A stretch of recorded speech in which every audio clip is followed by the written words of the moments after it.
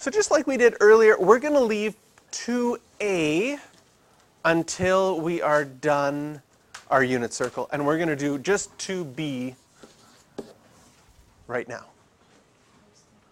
Determine the value of cotangent of 12 pi over 5 to the nearest hundredth. So again, this is going to be a calculator question. We're going to take out our calculator. It's cotangent. It's in radians. So do you remember cotangent of theta is the reciprocal of tan? So here is part of the definition of cotangent. It's 1 over tan. And someone mentioned also, you also know that cotangent of theta is cos theta over sine theta. So when we go to figure this out in our calculator, because we don't have the cotangent button in our calculator, we can use one of these two options. We can write cos theta over sine theta in our calculator. We can write 1 over tan theta in our calculator. And so when I go to my calculator here and I get a fraction, I can write 1 divided by tan. And you have 12 pi over 5. Your calculator will even allow you to do fractions inside of fractions if you like.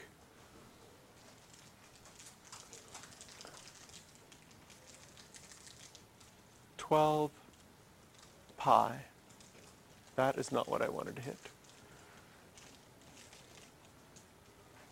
12 pi over 5.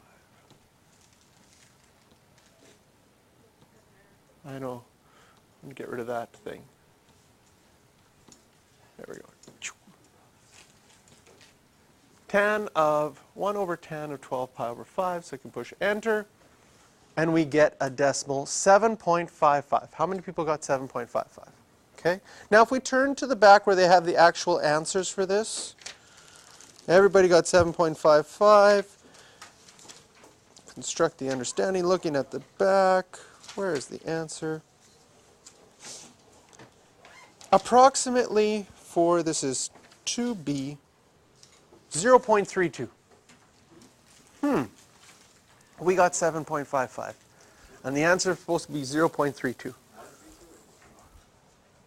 I don't even, it's wrong. It's different. What went wrong? Our calculator's in degrees. Okay? And in this question, cotangent, there's no degree sign. There's no sign whatsoever. So it has to be in radians. So now we've got to go back to our calculator. Okay, hit the mode button, go down to radians, and you have to be able to switch back and forth. And now that it's in radians, we're going to do this question again. Now, the annoying part would be to have to retype it all. So I don't know if you've noticed on your calculator a couple of things that you can do. If you have the oldest version of the calculator, you can re-get what you just typed by going second enter. And it retypes the thing that was just before. If you want to go back further, you just keep going second enter and it just keeps going back. Okay? That also works on this version. And on the newer calculator, you can also use your arrow keys to highlight something and push enter and it retypes it for you too, which is really nice. But that doesn't work on the older version. And now we get 0.32.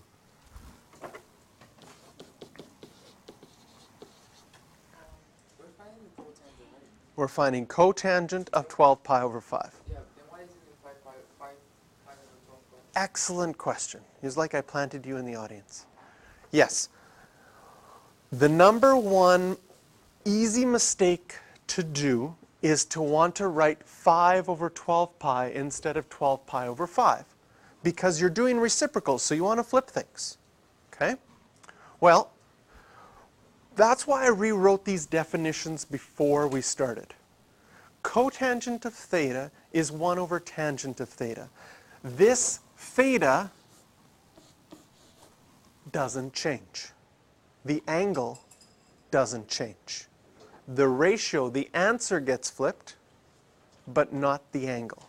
So right now, this 12 pi over 5 is our angle.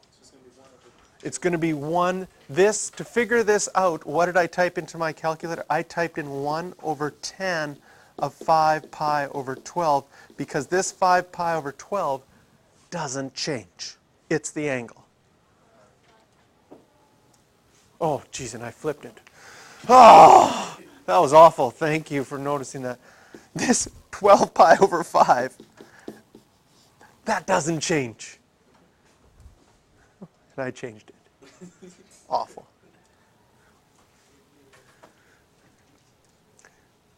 So the angle doesn't change. Same thing here. If you were doing cotangent using this one, you would have to put in 12 pi over 5 twice for both of those thetas. And so normally people don't write that one just because it's more to type in. But it will give you the exact same answer.